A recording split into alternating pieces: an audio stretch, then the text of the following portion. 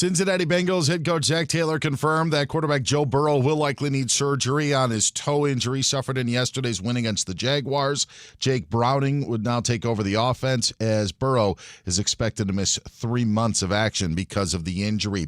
Commanders quarterback Jaden Daniels dealing with a sprained knee. This was the message from head coach Dan Quinn earlier today. He did have an MRI, and he has already begun his return to play process. He is truly day-to-day. What does that mean for Sunday?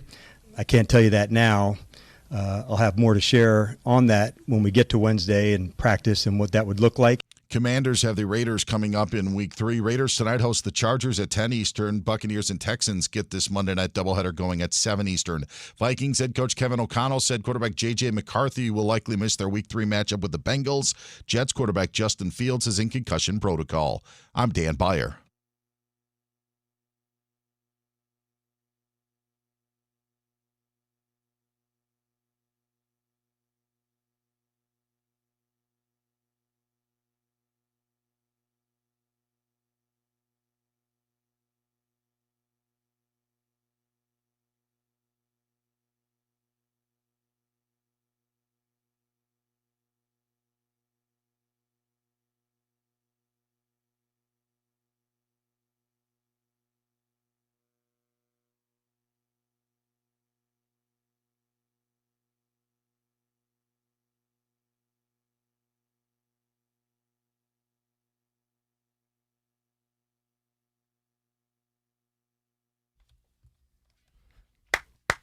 Let's go. Hell yeah. Hope you had a nice weekend. Hope you had a Terrence Crawford sort of weekend. Ooh. Detroit Lions sort of weekend. Dallas Cowboys sort of weekend. They barely won. A Russell Wilson weekend? There you go. I like that better, actually. A Mac Jones type of weekend? Yeah. Well, hope all your teams won. We got a double doozy tonight. We have lots to talk about. Covino and Rich on Fox Sports Radio, broadcasting live from the Fox Sports Radio studios. And the LG X Boom Grab is the portable speaker that powers your hustle. From morning coffee runs to midnight rooftop hangs, enjoy vibrant sound with up to 20 hours of playback. Now you save 25% off at LG.com with code FALL25. Bring the boom, the X Boom, and let's be rocking out. Let's go. All right, now if you want to see us do our thing, this is like a TV show and a radio show now. So youtube.com/@Covino and Rich, FSR. You probably already got YouTube to watch all your football games. YouTube. So, hey, save, like you said, 25% on the LG Boom. So get your sound and get your video. Again, youtube.com/@Covino and Rich, FSR. And boom, subscribe. Join us every day. That's right, for free, and send it to a friend. I want to welcome the greatest producer in all the land, Danny G. He's on the phones, 877-99 on Fox. He has the nervous farts because his Raiders play tonight. But it's Pete Carroll's birthday. It's his 74th birthday. I think they're playing for Pete. Happy birthday. Did you see that, the story where Pete Carroll, when he introduced himself to the team, he came out like a WWE wrestler? Yes. Like kicked over a dry erase board. Yes. And he had almost a macho man old school speech. But I call this a do it for Johnny. Do it for Johnny. Do it for Petey? They're doing it for Petey because he's old. How many more birthdays does this guy have? I hope a lot more. I mean, I hope a lot more too, but let's be realistic. Give him 20, I hope. Everyone counts is my point. Yeah. I'm not wishing anything bad on him. He's extremely healthy, and he looks great, but he's old. So they're playing hard for Petey tonight against the Chargers. And I also want to welcome the guy who's smiling extra wide because, well, his Lions were dominant this weekend, but maybe the Bears just stink. Every time they touch Let's the ball, Perfett. they score. What's up, Perfett? Both things can be true. The Bears can stink and the Lions The can Bears might be ass. I'm not sure. Oh, boy. You know, Perfett, I think the Lions, because they had a rough week one against the Packers, everyone was very quick to like sort of move them down the power rankings in their mind. But yesterday you're like, oh yeah, the Lions are pretty freaking good. They're pretty good. Yeah. In flipping that on its head, there was a lot of ink spill the last week or so. It's like, oh, can Jared Goff be good without Ben Johnson? Let me ask something. Can Ben Johnson be good without Jared Goff? Ooh, you flipped the script there. And Jared Goff, when it gets to things that made you go, which is how we kick off every Monday, Covino and Rich, I have written down right here, Jared Goff defending the Ben Johnson chance. Is that why you're rocking the Honolulu blue today? I Your feel team Goff? Rich is rocking the blue today. And by the way, I want to welcome Dan Byer to the Showgram program. Who also has a smile because that was the one game I got wrong. I picked the Steelers. I apologize. Your Seahawks are the real deal, man. Yes. You didn't probably plan for a botched kickoff, but that changed the tone of the game. Everything. Yes. And it's all about setting the tone, and that wasn't a good one. So congrats to Dan's Seahawks. Hope you had a Seahawks sort of weekend. And that brings us to what Rich already said. Something we do every Monday called Things That Made You Go, Let's go, baby! Things that make you go, Things that make you go, Now, before we dive into other baseball nonsense and everything else that's going on in sports and There's entertainment, 12 games left in Major League Baseball, so we are going to touch on a little baseball today. Don't you worry. it is everything that you observed over the weekend in entertainment, but football mostly. Yeah. Things that made you scratch your noggin, things that made you go, your observations. We get you involved. We break it down every Monday here on the show. So write this down and be part of it. 877-99 on Fox. That's our number. Danny G's on standby, waiting just to say hi. 877-99 on Fox and everything at Covino and Rich at Fox Sports Radio. Your observations. Let's get into it. Can I start? Let's go. I think that Giants fans, Giants front office members, Giants coaching, everyone should thank Russell Wilson because by performing the way he did, even in a loss, they are now in a position where they don't have to jump the gun and ruin Jackson Dart the way they ruined Daniel Jones. Because if Russ had a stinker yesterday and Russ wasn't bringing it, then there would have been more and more like, come on, Jackson Dart. And they would have rushed him.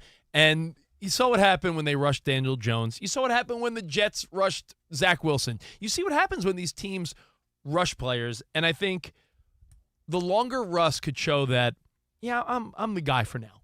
It gives Jackson Dart more time to sit, chill, learn. And by having an almost 500-yard day, throwing dimes to Malik Neighbors and really just having that winning old-school Russ attitude, like fountain of youth. Credit to Neighbors for just finding the ball. He has a great ability to do that, jump up and get it. But Wilson, 450 yards, undeniably great, 3 touchdowns, and the unfortunate pick at the end. But I don't think anyone is talking smack about Russell Wilson and his performance this past weekend.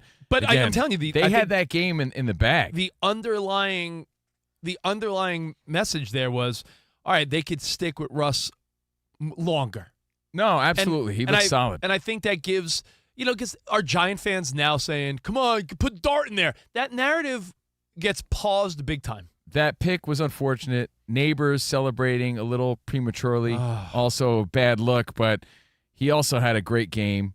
They got some great potential with the Giants. They looked a lot better this week. That's the positive there. So 3 touchdowns from Wilson, 167 yards from Neighbors, 2 touchdowns for him. But the Cowboys pulled it out at the end in overtime, 40-37. So Rich is right. Biggest observation there is Russell Wilson looks good enough. He looked great this weekend, but good enough to stick around to give some breathing room. So there's no urgency. There's no like, man, he's over the hill. You got to get Dart or someone in there. That narrative could be shut down for weeks, I think, right? Wilson still has some game left. Neighbors is the guy. Which, exactly what I had written down. You know what this does? You know me. I'm always schedule watching. This lines up a really interesting primetime game next week. You're always ass watching. Who are you kidding? And that is true. You're booty gazing. Right. I see Rich at the gym. He's not watching the game. He's watching the cheeks on the treadmill. How do you get inspired? No, but next week, if you want to look ahead to week 3 of the NFL, this is a game that, looking back, you'd be like, yeah, this is sort of a throwaway game. Why are they making this primetime? But Sunday Night Football, Chiefs at Giants next week. 2 0-2 teams. The Giants expectedly 0-2. The Chiefs 0-2 playing with desperation, but Russ coming off of that big game. I think that's going to be really interesting. I really do. Well, the Chiefs are kind of looking buns, as they say right now. And it's not just 0-2. I think, it's 0-3 if you figure in last season. And that's a first for Mahomes. So there is some desperation or some urgency to win and turn it around. If you haven't seen it yet. But can I tell you an observation? Yeah. It's not on Mahomes. No. He's still got that magic in him. He's still making these cool Mahomes-like plays. he hit Kelsey right in the numbers. Kelsey's head didn't turn around fast enough to make that play. Yeah. If he did, it would have been a different game. Yeah. But it's not on Mahomes. It's like little things that used to go their way just aren't. Yeah. And that's 3 in a row for them when you factor in last year. So I think a little urgency to beat the Giants next week. If you haven't seen it yet, if you have, you can still play along. But point spread for next Sunday night, where's your instinct without looking? Who is favored and by how much? Chiefs at Giants. Chiefs favored. Chiefs at Giants, right? Yeah, Chiefs favored. Going to MetLife. I'd say by a touchdown. You're close. 6.5. Do you like the Chiefs putting a whooping on the Giants, or do you feel like the Chiefs' woes continue and it's a close game? They'll turn the corner. I don't think they're done by any means. No, but I'm saying like they played, some tough games. This is like an urgent statement game. Well, they don't want to start 0-3. No, but I'm saying, do they beat the Giants or do they pound the Giants? No, I think they beat them just by like a touchdown, maybe 10 points. Okay. That's what I think. Thought it was an interesting line coming out. I'm like, I wonder what it's going to be. I wasn't sure, to be honest. But the Giants don't stink. I think that's what we got out of this game because it was even Danny G was like, yo, man, you watching this game? It was an exciting game. Giants, Cowboys. Giants always tough against the Cowboys. It was a good one. Yeah, don't forget to give Aubrey a lot of credit. First kicker to ever kick one to send the game into overtime and then get the kick to win the game. Mm-hmm. And speaking of kickers, I think it's interesting to see that the Colts are 2-0 here. Yeah, you mentioned Daniel Jones before. When it came to rushing quarterbacks, it seems like everything's working out for this guy right now, and that's what a change of scenery could do. Was he always a decent player with great potential? Probably, but he was thrown out there with a team that stinks. Now he's in a different scene, a different setting. He's thriving. He's throwing dimes, and he's getting lucky breaks. And that's kind of what happened against Denver this weekend. I know it's so early, but Dan Byers, your instinct that Denver loss, which for 20 seconds we thought was a win, could that play a factor in the postseason? And we look back and be like, yo, you remember like week 2 when Denver had the win? That penalty could be big. It could be because that's a game that if you're Denver, you look on the schedule that you go and win. Yeah. I think it could be doubly big because of the AFC South. Here the Colts are sitting there at 2-0. Now, granted, they started with 2 home games, but a win against the Broncos wasn't maybe in their cards. Daniel Jones has lived up to everything that he's hasn't been in the past so far. And so now we don't know how good the Texans are. Jaguars we think are okay, but maybe there's some flaws, and Tennessee's got some growing pains. So the Colts right there. So, Rich, it may be doubly to the point of not only with the Broncos, but it could really help the Colts, especially when it comes to the AFC South. No doubt. And when you look at how Bronco fans are probably thinking, we could have been 2 games up on the Chiefs. We could have been 2-0. They would have been 0-2. We would have had. Shame on them, though, dude. They didn't score in the fourth quarter at all. Yeah. So you could say it all came down to that. Yeah, missed a 42-yard field goal off the upright. Yeah. But if you're not scoring, then that's on them to be in that position in the first place. And I'm so proud of you. He said growing pains, and you didn't make an Alan Thicke reference. I'm shocked. To your room, Ben. I'm shocked. Maggie. No Mike Seaver boner reference. So the Colts, I just think that Daniel Jones has a different, as the kiddos say, aura about him with this new squad, and they're getting calls that he never seemed to get before. And like Ben Seaver, he does his best work under pressure. Daniel Jones, right? I've said that always. With that project being done? That's right. Jeez. Or else Seaver. Dr. Jason Seaver will send you to your room. Yeah. So the Colts over the Broncos, 29-28. Definitely stood out because you're like, wow, that was a weird ending. I was like, Daniel Jones, show me that smile again. Now, I had this written down too, Rich. What you got? Sort of touched on it already when we talked about Perfett's Lions. If the Lions turned our perception around in 1 week, is it safe to say the Bears might be ass? Like, are they in the ass category, or would you still say the Dolphins are more of the ass team in the league right now? I think there's a few teams that they were hoping for. Oh, maybe. Like I think the Bears and Dolphins are in the same category of like there was maybe like maybe this is the year we turn things around, or like I think the Bears thought maybe they'd get it going this year, and 0-2 is not a great start, especially when you're in a division where but it's how they lost 52-21, right? Yeah. I mean, might be ass. I thought they'd put up a bigger fight there, but maybe the Lions were playing extra hard to show that they still are the team to be reckoned with? I don't know. But I had that written down. Bears might be ass. I think during the highlights I heard, Tom Brady and Burkhardt joking, yeah, you say you want to be a head coach, huh?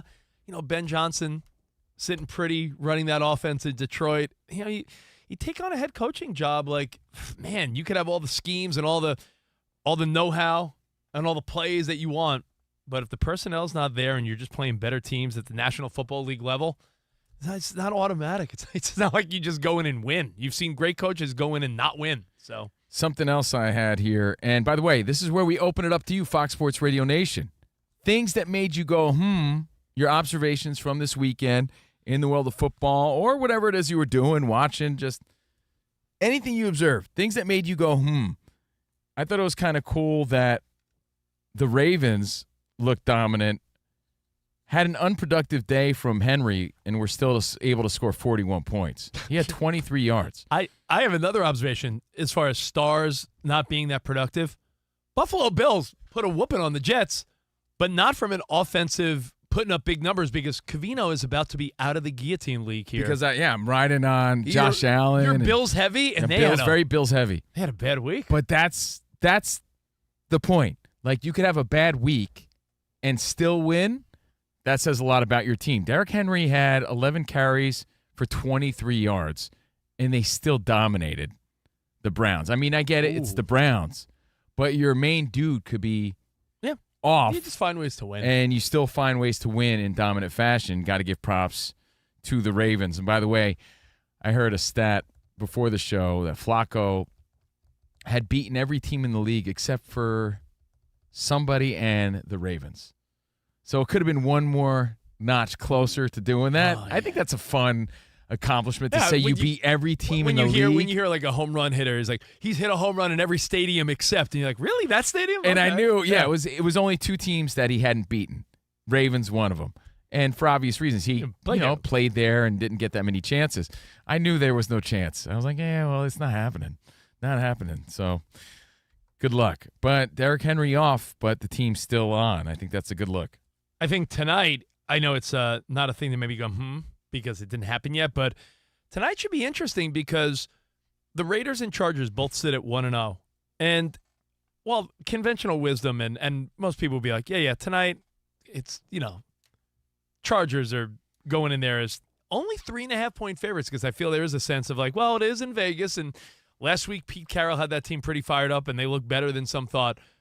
But whoever wins tonight is 2 games up on the Chiefs. I think we might be underestimating the Raiders. I really do. Geno Smith looks so good. He's so talented.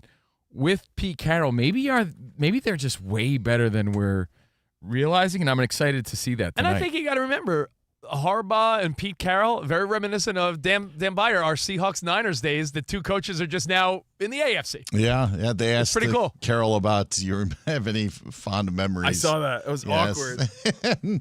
But there were some great memories. I mean, there's some not so great. He had not one kind thing to say about their rivalry. It was just we've had some good games against each other. I think he didn't want to be disrespectful and say the NFC Championship game on the tipped Kaepernick pass, but that would obviously be a highlight as well. Yeah, my favorite was when Crabtree was called out by Richard Sherman in embarrassing fashion.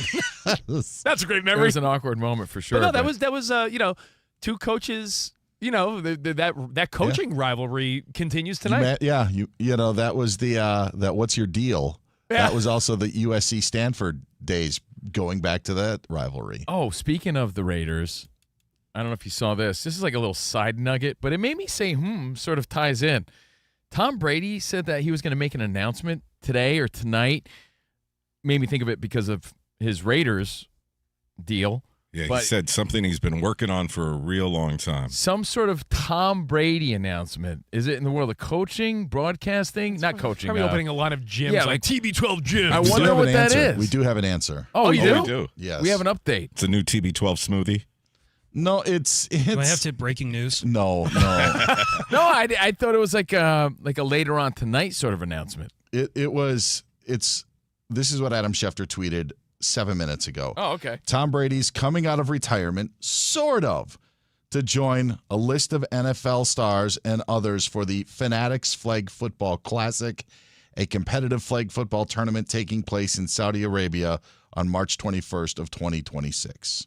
And his involvement is more than just playing, I would imagine, based on what he said about he's been working on it for a long time. Yes. And so Pete Carroll, Kyle Shanahan, and Sean Payton will be coaching the 3 teams. Wow. CeeDee Lamb, Christian McCaffrey going to be a part of it as well. Wait, hold on. Max That's pretty Crosby. big. I just got to ask, how much money do these sheiks have? No.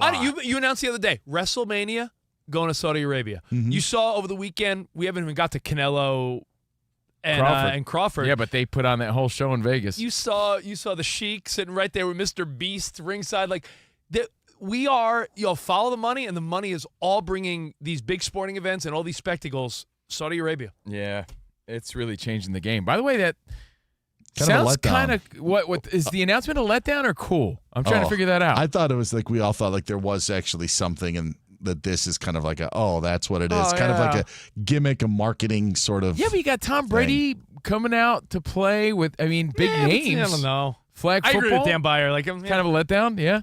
I thought it sounded kind of cool, actually.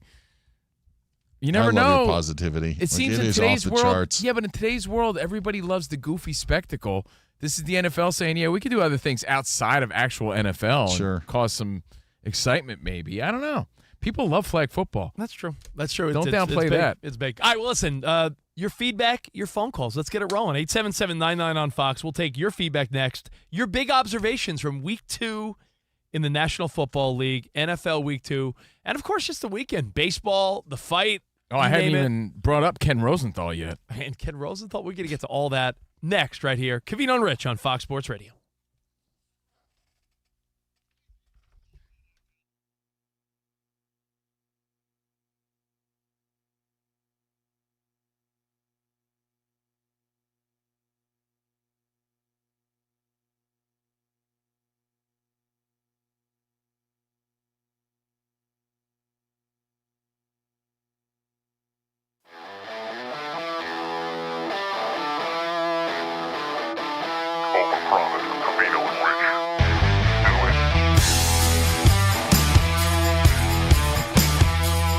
There's a new headline that's sweeping the nation. It's one of my favorite headlines, and it's a new category. Should I let them know what it is, or just wait? Let's dive in. Let's go. Okay. It's called They Might Be Ass. Oh, I love this game. They might be ass. They might be ass. It's your way of saying, like, I haven't made up my mind yet, but might be ass. Now, this headline became a thing when Barstool was talking about Arch Manning in his debut. Now, he was kind of ass, right? Might be ass. They were kind of ass. Really couldn't do much. You could say Ohio State's defense was pretty strong. Or you could say Arch Manning was kind of ass. He looks like he just sniffed ass. Yeah. And they take on, San Jose State, I believe. They take on the Spartans this week. Well, guess what? They won't be ass this week, but I love this category. They might be ass. I think Arch Manning, by the end of the year, once they play all these cupcake teams along the way, and they just beat the shit out of all these bottom feeders, fast forward a month, you're not going to be saying Arch Manning's ass, but as of right now, it's very safe to say right now. Might be. Might be. And here's the funny part about it. I was actually watching the game at the gym. This was like a headline, and it wasn't even like halftime yet. And it was like, he might be ass. Turns out, first game was kind of ass. But you know what else happened this week? Yeah. Who else might be ass? Bill Belichick. Or as I call him? Yeah. Bill Belichick's. He might be ass. His game might not translate in college. 48-14, TCU made him look like a chump. He might be ass. Now, am I rooting for any of these people to be ass? No, but they fall into this category as of this week, and they take on Charlotte, right, who's also 0-1 this week. But right now, might be ass. Bill Belichick, he might be grabbing hot young ass, but he also might be ass. He might be ass. Starbucks has a new overpriced drink, and it has a cold foam with 15 grams of protein apparently now. So while everyone's having their pumpkin spice drinks, this is either going to be the greatest thing in the world, or I could just feel it. Starting September 29th in a couple weeks, they're debuting, like you said, your protein fix. Look at that one has 26 grams of protein, 24 grams. If they add this cold foam, if you're getting your protein fix and it doesn't taste bad, this is going to be a home run. Otherwise, the world is going to say, might be ass. But then again, might be ass. We'll find out. What do you think? I can't. When they try to hide, you know what it's like. You know when you're living that. I think I taste a hint of ass. When you're living that mom or dad life. Protein. When you're living the mom or dad life and you try to hide vegetables in your kids' food. Yeah. And they're like, yeah, they know. We'll see. When they try to hide protein in something, you always taste a little bit of, as you said. What is that? And I feel like you're gonna be sipping your cold brew, and you're like, "Oh my cold brew with protein." What? Hold on, I'll have that Buns cold brew, please. I taste ass. I taste that.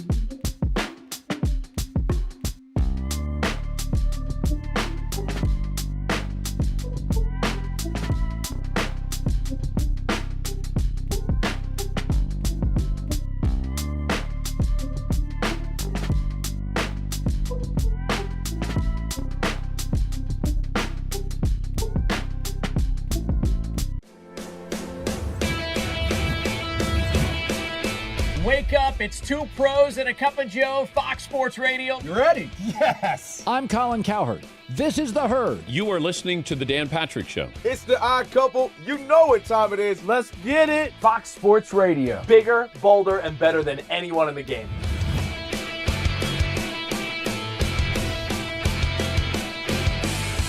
Fox Sports Radio is the #1 sports audio network. Diverse, fun, entertaining, and driven by the big sports topics of the day. They had to bolster the offensive line, which they did. You finally said something right. Congratulations. That game was incredible. You are wrong. You could take that trash somewhere else. Wham! We have a very special connection with our audience, our listeners. People feel that friendship. And I appreciate y'all, so I love it. It's all for you. Thank you. I'm your favorite fan. Thank you. Love you. You're very talented. You're the best. Thanks for taking my call. Sure. Great show. Thank you, Jim. You sound like Joe Pesci.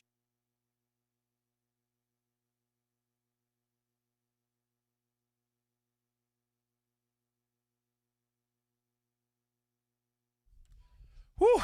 All right, welcome back to the show. Let's go. And just when you're feeling that bad case of the Mondays, because no one wants to wake up early for work, you realize, oh, man, we got 2 games tonight? Sweet. Oh, you're not feeling up to it? I have a solution.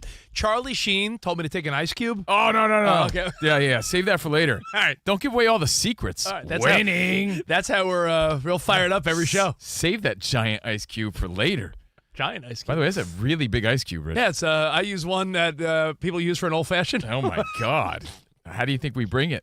And if you don't know what we're referencing, you got to watch the Charlie Sheen documentary on Netflix. And by the way, side note, we are sort of mentioned in that documentary. You see our names. You see the Covino and Rich show. If you watch real closely in It's a little Easter egg, episode right? 2, there is a Covino and Rich I Easter saw egg. it.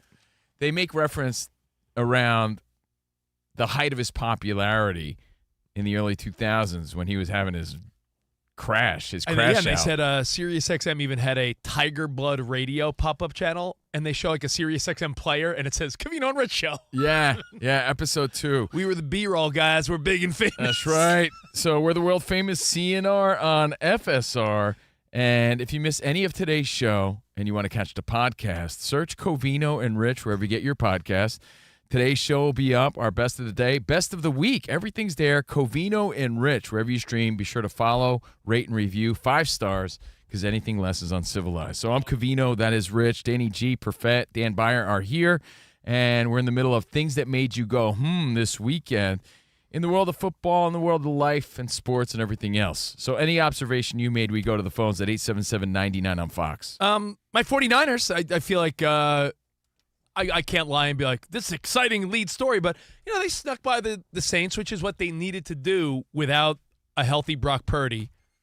And Mac Jones proved, I think, that he is a suitable backup for sure. I would argue that Mac Jones is a top-tier backup in the National Football League. And Juwan Jennings, he's trying to show that he's worth the money. So big game from him. McCaffrey, not the biggest game running, but the 49ers moved the ball enough to beat the Saints. And I think a very interesting matchup will be next week. Again, I'm always schedule watching. Niners, home opener against the Cardinals, but you're looking at another Mac Jones game. And right now, Vegas has it at Arizona by 1. So I think that's an interesting, important game, week 3. Saturday night when we were at Covino's for the big fight, we were laughing because DraftKings put out a post, Rich. They got us hyped for your Niners. They said Mac Jones versus Spencer Rattler might be the worst football game ever played. That's right, yeah. You know what? I like both those guys. It's not the build-up that we signed up for, but you'll be tuning in. So that's funny, man. Now, speaking of, Danny, we're going to talk more about the fight because there's some observations there. I have another observation, if you don't mind. Sure. The team that me and Dan Byer, as Niners and Seahawks fans, can't look past, not the Cardinals, the Rams. Is it the rebirth of Devontae Adams? Because maybe we all thought he didn't have this much gas left in the tank. Maybe in this setup with him and Puka Nacua, is that arguably one of your better receiving cores in the NFL? I think by name it is. I just don't know. You still not believing? They got past the Texans, and I don't know how much of a fight Tennessee is going to. They seem to hang with them for about 3 quarters, but the Rams end up pulling away. I think ultimately it will, but I think what the Seahawks and Niners did in week 1 and then the Seahawks winning in Pittsburgh and just the Niners win in Seattle is proven more, where the Cardinals, you couldn't have picked an easier start to the schedule. Saints, Panthers, and they almost let yesterday get away. Trust me, I'm sure the same with you. I was rooting. I was like, come on, Panthers. I had the Cardinals in a Survivor League, so I was actually rooting just for the Cardinals to end it, and they couldn't do it for that reason. It was crazy how Carolina got into the game. So I still think that there's something for the Rams to prove, and I still think that there's something for the Cardinals to prove in that division. Dan, not to overreact, because again, it's 2 weeks of National Football League play. It's not. I got to make this point clear. It's not overreacting, because I feel that way too sometimes. It's reacting to what we got. Yeah, we're really reacting with what we have, and I think next week I already said there's a few telling games. And because there are times I feel other people are overreacting. I just want to make it clear that's what we're just reacting. Yeah, that's it. But a telling game, week 3, if you want to go by that, the Rams are playing the Eagles. And that, I think that is an early test of, all right, well, where is this Rams team at, right? I mean, if you're playing the Eagles, if you hang with the Eagles, then it's like, oh, maybe they are all right. But if the Eagles win, 31-13, then all of a sudden it's like, all right, the Rams are not in that league, Yeah, I think that's a fair point. And then if the Rams do compete or actually win, then I think we're going to be having questions about the Eagles. Because then we'll look at their 3 games and be like, okay, 2-1, but really, what do we see here? Mm-hmm. Vegas has given the Rams a little credit, if you ask me. Eagles are at home. And I know there's some already people saying, how is that not your late afternoon primetime Fox game? It's an early game. It's an early game in Philly. And the Eagles are favored by 3.5. Blindly, I would have guessed 6.5 maybe. But 3.5 Eagles? They're giving the Rams some credit there, huh? Yes, and that 2.5 to 3.5 is a big deal, obviously. But yeah, I thought it would maybe be Philadelphia by a little bit more. Maybe not as much as you, but not the 3.5. So a few years ago, Rich, I remember talking to you probably here on Fox Sports Radio about high ankle sprains. Like, hey, when did this become such a thing? Yeah. And it seems like this year is all about turf toe. Oh, yeah, it's the year of the turf toe. It is. Turf toe with your boy Brock Purdy, and now turf toe with Joe Burrow. We tried to explain this when we discussed Brock Purdy, but I further investigated myself because I'm like, well, how serious is this? Now that Joe Burrow is suffering from it. You explained it pretty well earlier. I did, because here's the misconception. The misconception is it's something that's highly painful, yet sounds playful. right? Like turf toe doesn't sound like anything major. It sounds like rug burn or something. Yeah, the name of it doesn't match. Stubbed his toe. Doesn't match the severity. Yeah, it sounds to you like he stubs his toe on the turf, and now it's a little swollen. But the way it was described is if you take your thumb and bend it all the way back, to the point where it snaps. That's what turf toe is. That's with your the extension of the big toe. So it's their big toe extending so far back that it's snapped, and that severity of the snap could differ, with each player and with each moment. It could be a Brock Purdy couple weeks. But I heard the pain is so stabbing and so severe that it's hard to walk on, and it's like a knife digging into your toenails, like underneath your toe. And Covino, to back up what you said, I feel like turf toe is one of those things that NFL fans just like, yeah, turf toe. I think without that explanation, because I don't know if even hardcore fans know that, again, that's the best explanation. It's like pulling your thumb back so far in a direction it's not supposed to go, all the way back until it snaps. And he's expected to miss, maybe 3 months? 3 months, I'm hearing. And again, depending on the severity. Depending on how much was snapped and snipped in that area of the toe. It could be a Brock Purdy couple weeks, or it could be a Burrow 3 months. Dan Byers, that's sort of right according to what you've known? I'll tell you what. Let's quick do this, because I got some sound from Zach Taylor to kind of tell you a little bit about what's going on. Perfect. So, because there's a bunch of quarterback injury news to get to. So, Bengals quarterback Joe Burrow out 3 months, we believe. Zach Taylor is saying they expect him that he will likely need surgery. Yikes. As for what's going to happen and the message to the team at this point. So we're 2-0, and we've got a lot of good energy right now. There's a lot of things that we can clean up with our football team to be better going forward. We have not put our best foot forward yet, and so that's what's exciting is that we found a way to be 2-0 right now, and we still haven't even played our best football collectively.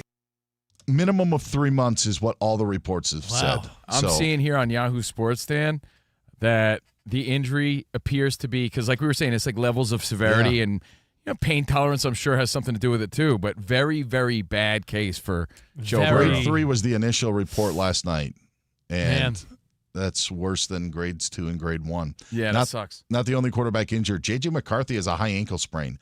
Kevin O'Connell says that he will likely miss their Week 3 matchup with the Bengals. So you got Jake Browning against Carson Wentz coming up this Sunday. Wow. Yes, McCarthy suffering that injury last night against the Falcons. 2 to 4 weeks are what reports are saying that McCarthy could end up missing. As for Commanders quarterback Jaden Daniels, he's got a sprained knee. Head coach Dan Quinn calling him day-to-day. Couldn't give him an idea of what is happening with that knee injury until Wednesday, at least at the earliest. But there's a chance he misses their game against Danny's Raiders coming up on Sunday.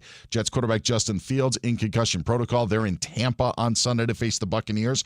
Tampa tonight's in Houston to take on the Texans. Well, Danny's Raiders and Chargers kick off at 10 o'clock Eastern time tonight. And a couple of more injuries. Bears have likely lost corner Jalen Johnson for the regular season, needing surgery for a groin injury. Is that why you're wincing, Covino? Yeah, nobody wants to talk about groin surgery. And Cowboys center Cooper Beebe is going to miss 6 to 8 weeks with a high ankle sprain. They've placed him on IR and officially announced the signing of Jadeveon Clowney.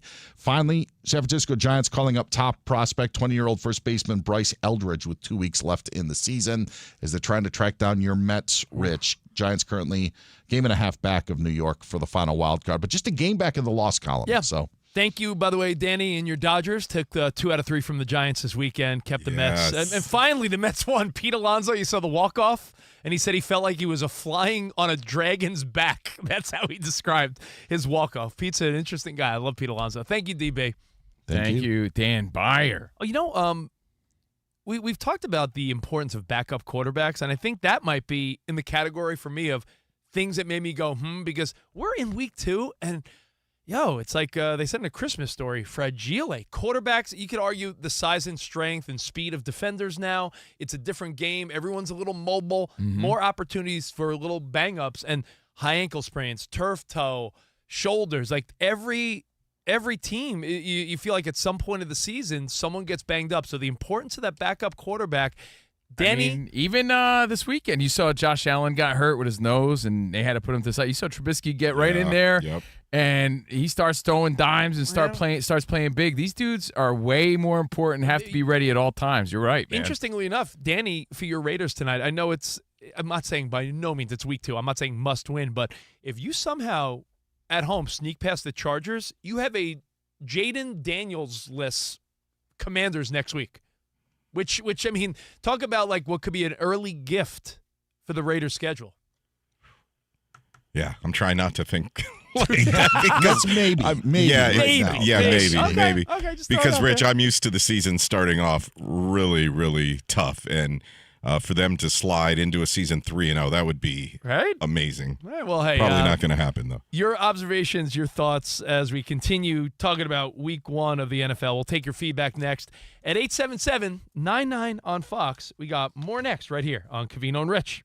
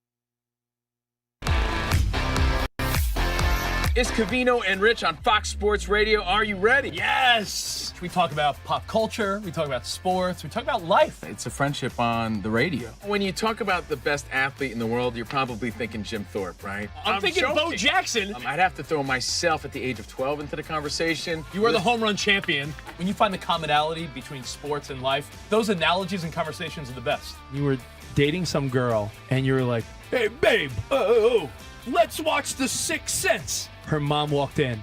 Can you believe he was dead the whole time? I wanted to get up. Well, slow down, Dana White. I don't want to say It's never boring. If the Chiefs win. Sorry, Patrick Mahomes here. What do you mean by if the Chiefs win? Our friendship is real. It's authentic. You can't fake the fun. We're the type of guys you'd want to hang out with at a sports bar. Best way to pick someone up at a bar? Yeah. Go up to a cute girl and say, oh, look at that bozo over there. And I'll point to you. We could make fun of each other, poke each other a little bit. I call him Blubber Lips, Rich Davis, because he never stops talking. He thinks he's the Mexican Fonz. Yeah. At any point, he's wearing a chain. You have a chain on? Always. Of course he has a chain on. That's like asking me if I'm wearing cologne right now. Of course I am. We take a lot of pride in being inclusive and interactive on our show. Just the more the merrier. Josh, Covino thinks that every man should own a leather jacket. I only wear vegan leather. Can you believe this guy? I can't believe this guy. We have a very special connection with our audience, our listeners. People feel that friendship. And I appreciate y'all so. I love it. It's all for you. Thank you. Mike Tyson, Covino, loves to just challenge us with random Mike Tyson trivia. Which accomplished celebrity purchased my sprawling Connecticut estate? I'm going to go 50 Cent. You are absolutely correct. 50 Cent. I love his song. You can't schedule a big event during a big sports moment. My family member scheduled their wedding the same night as a Julio Cesar Chavez fight. Everyone was glued to that fight instead of doing the electric slide. This is weak. Unbelievable. You're very tricky. America, you got sports, you got fun, you got Covino and Rich. We're crushing it.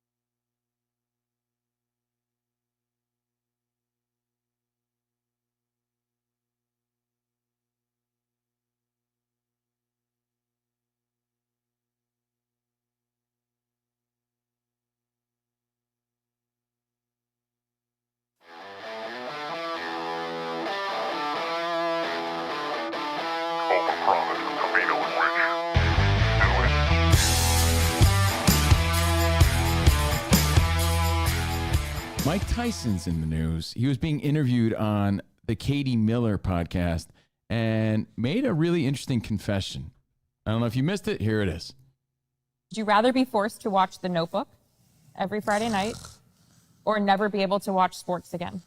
I want to watch The Notebook. I love The Notebook. That's one of my best movies. You just lost right there, baby. You lost big time. What are Mike Tyson's other secret favorite movies? When you think about it, there could be a ton of movies, Mike. There's a lot of great rom-coms out there. What would you start with, maybe? Hey, it's Mike Tyson. Hey, guys. I got to say, I love The Notebook and Rachel McAdams.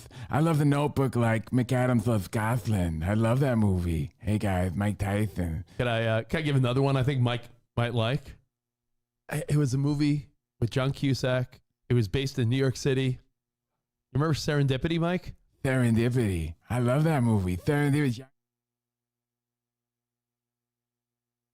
Yeah. CNR on FSR.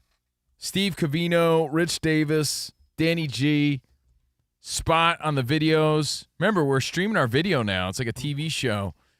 You get to see Dan Byer do his professional updates in the flesh. All at Covino and Rich FSR on YouTube. Covino and Rich FSR. To me, as a radio fan, a kid that grew up listening to radio, loving radio. Yeah. The fact that we throw to a news guy and the fact you get to see that, I think is so cool. Because remember, growing up, we didn't see all this interaction. You used to have to use your imagination to picture what that smooth, buttery voice sounded like. Like when Howard Stern would throw it to Ross Buckingham? Yeah! I'd be like, who is that guy? And you couldn't just get on the internet and find them. You could actually watch everything that goes on at Covino and Rich FSR on YouTube. And now it's time for the Tire Rack Play of the Day. A lot of grumbling about the false starts that were visible during the game-winning tush push, that is. Tushy pushy. 3, 2, 1. It's over. The Philadelphia Eagles are 2-0 as they defeat the Kansas City Chiefs 20-17. The tush push was all the difference, huh? Yeah. Some Once people again. are now, I know it comes up every year, but I don't know. There are times they use it where I am thinking it's like, well, that's sort of like, not cheap. Cheap's the wrong word. Well, how would you describe it, Danny? People that don't like it say it's not a football play.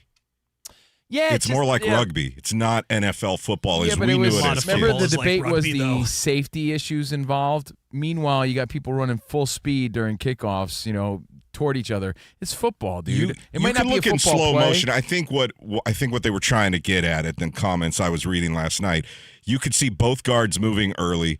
Every time they slow it down, you could see movement on the line, but because some of the offsides or the early jumping is going in unison between two of the players on the line, it's not called by the refs. So there's a lot of upset Kansas City Chiefs fans today. So 20-10, courtesy of the Tush Push. That's your Tire Rack Play of the Day, courtesy of WIP Eagles Radio Network.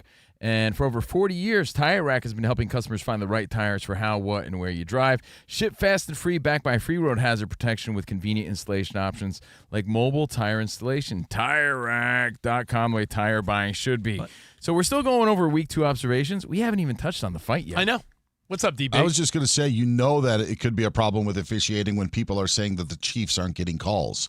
So that's when hey, maybe there is something here. People are saying, hey, give Kansas City a break. You want to talk? Oh, sorry. No, I was just going to say, because what's been the narrative for the last 5 years? Oh, they get every call. Yes, Yeah. absolutely. Well, not only that, they've had their tackles constantly lining up in the neutral zone for years. That has been a constant problem with the Chiefs. But did you guys see what Chris Jones said to Jalen Hurts? Yeah, Jalen Hurts' that was the response? thing that made me go home. He talks some smack, and He's then like, you don't even have 100 yards in this game. It's like, we won the game. Shut your...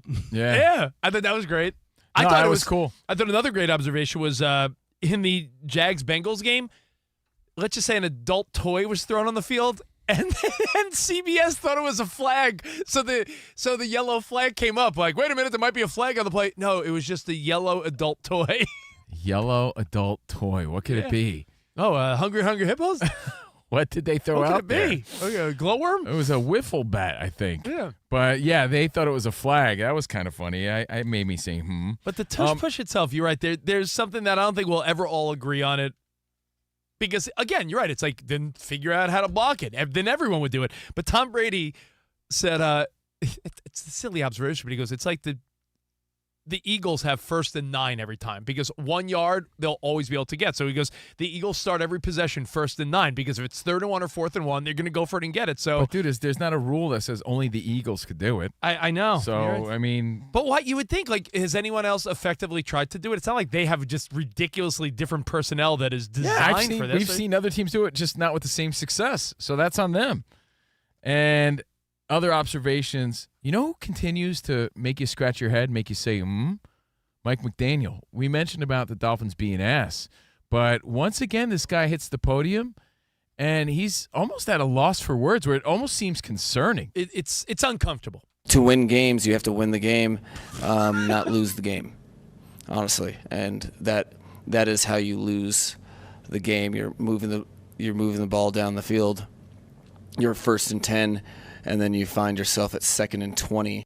Wait a second. To win the game, you need to win the game? Yeah. I mean, not lose the game? It's his. You don't say. It's his dry sarcasm that it's not sarcasm. In losing doesn't translate. I promise you. That's only second to that woman on that podcast that went viral that said, love your job.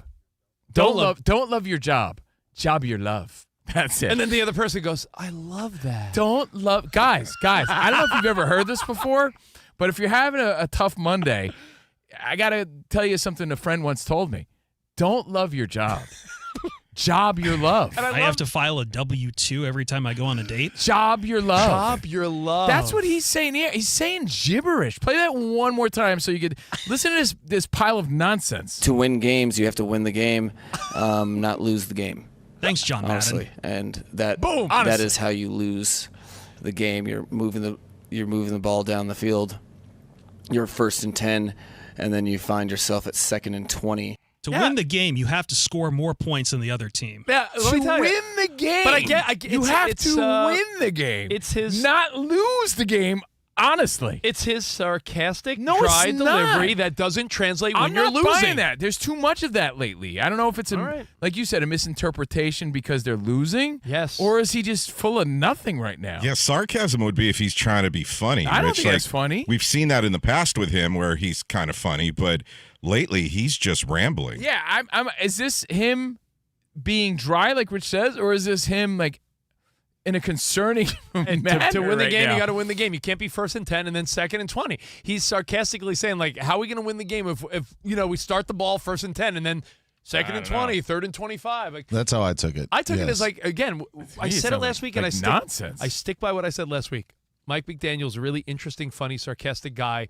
When you're winning, that shtick is funny. When the reporter tries to talk to him and he jogs ahead of them, jokingly going to the tunnel. Right. When they're losing, that does not translate. It's By the way, I feel bad for Dolphins fans. Did you see Achane, his foot touched the out-of-bounds line? Had that not happened, the Dolphins would have wound up winning that game.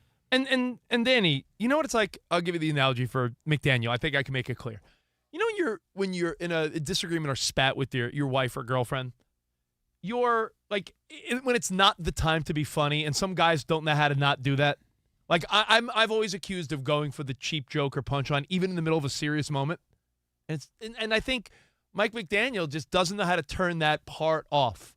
Where it's like, dude, you're about to lose your job and your team's 0-2. And he's still like, well, you win the game. You got to win the game. If that's what's going on, I give you a high five for pointing it out to make it clear, because that's not my interpretation of it, but it makes sense. So it just gives me a different perspective on what's going on. It's like your wife being like, be serious, and you crack a joke. Yeah, and it's like, now's not the time, I think. It's still coming across weird. Yeah, no, agreed.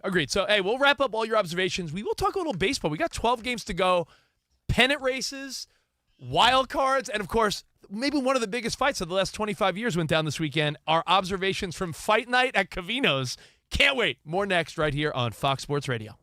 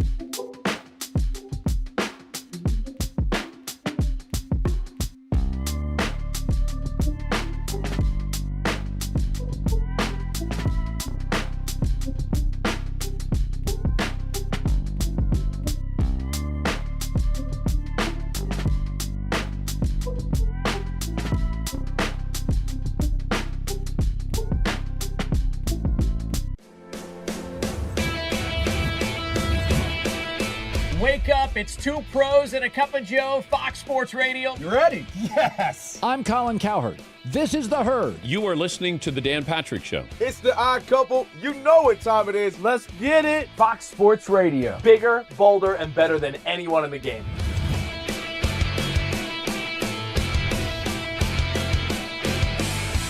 Fox Sports Radio is the #1 sports audio network. Diverse, fun, entertaining, and driven by the big sports topics of the day. They had to bolster the offensive line, which they did. You finally said something right. Congratulations. That game was incredible. You are wrong. You could take that trash somewhere else. Wham! We have a very special connection with our audience, our listeners. People feel that friendship. And I appreciate y'all so. I love it. It's all for you. Thank you. I'm your favorite fan. Thank you. Love you. You're very talented. You're the best. Thanks for taking my call. Sure. Great show. Thank you, Jim. You sound like Joe Pesci. How am I funny to you? I can't help but notice that the W-2s for the quarterback look a lot higher. That's because we're worth it. You gotta be kidding. He never was an elite quarterback. This team is unstoppable. He made the right call. You know that's right. LeBron James is a legend. No, he's not. He complains all the time. You say Brady's the greatest quarterback of all time, but Eli Manning beat him twice. Wrong. Wrong. For 25 years, Fox Sports Radio has dominated the sports audio landscape with the biggest talent and the best programming available. We talk sports and we have fun doing it. We talk about life. Sports radio is where you go after the games are over, and then the discussion begins. If the Chiefs win, Sorry, Patrick Mahomes here. What do you mean by if the Chiefs win? It is live. It is unscripted. No other medium can touch that. And that's what makes it special. Yes.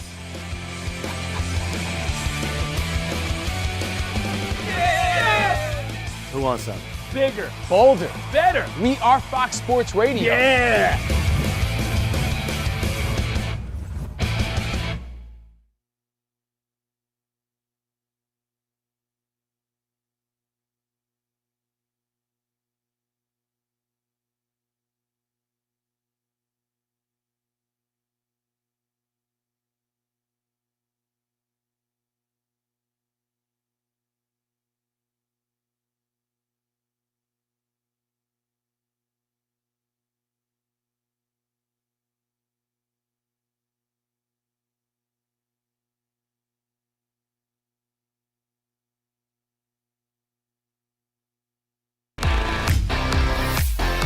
It's Covino and Rich on Fox Sports Radio. Are you ready? Yes. We talk about pop culture. We talk about sports. We talk about life. It's a friendship on the radio. When you talk about the best athlete in the world, you're probably thinking Jim Thorpe, right? I'm thinking joking. Bo Jackson. I'd have to throw myself at the age of 12 into the conversation. You are the home run champion. When you find the commonality between sports and life, those analogies and conversations are the best. You were dating some girl, and you were like, Hey, babe, let's watch The Sixth Sense. her mom walked in. Can you believe he was dead the whole time? I wanted to get up. Well, slow down, Dana White. I don't want to say It's never boring.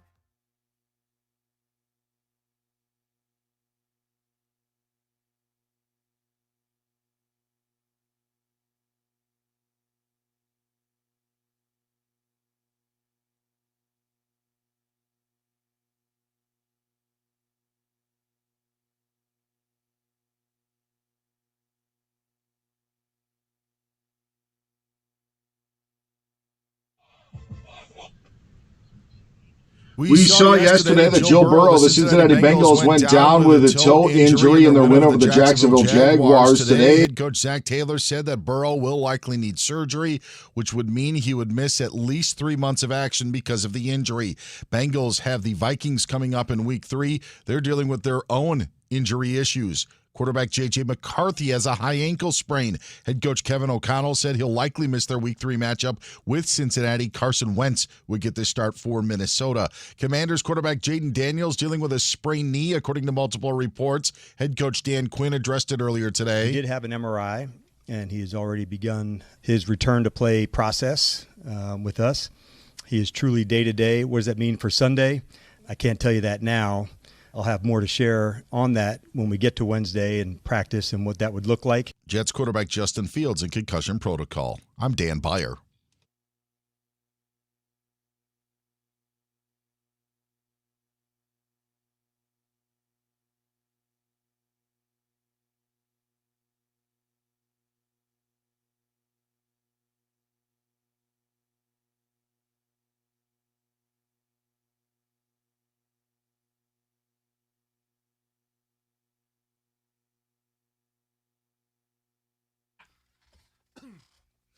Yo, let's go. Covino and Rich. Rich and I were having the dumbest conversation off the air. Like, forget about Dan Quinn. What about Quinn from Dexter? Have you seen him in the new episodes? Looks old as hell. Quinn is back, and he was like the handsome guy in the early 2000s. Oh, he looks old as hell. What happened? Looks like he's 75 years old now. Well, anyway, it's a Monday, and every Monday we talk a lot of NFL, but we got to talk a little baseball and some fight game this hour. It was a big weekend in the world of sports. Our best observations are off the air. Dexter, still the best show It was after really all good. these years. CNR on FSR, the second best show after Dexter, with Danny G, Dan Byer, Perfett, and Spot on the videos. Again, everything at youtube.com at Covino and Rich FSR. Thanks for rocking out with us, broadcasting live from the Fox Sports Radio studio, live from the mean streets of L.A., live from the Barrio SA. The Valley.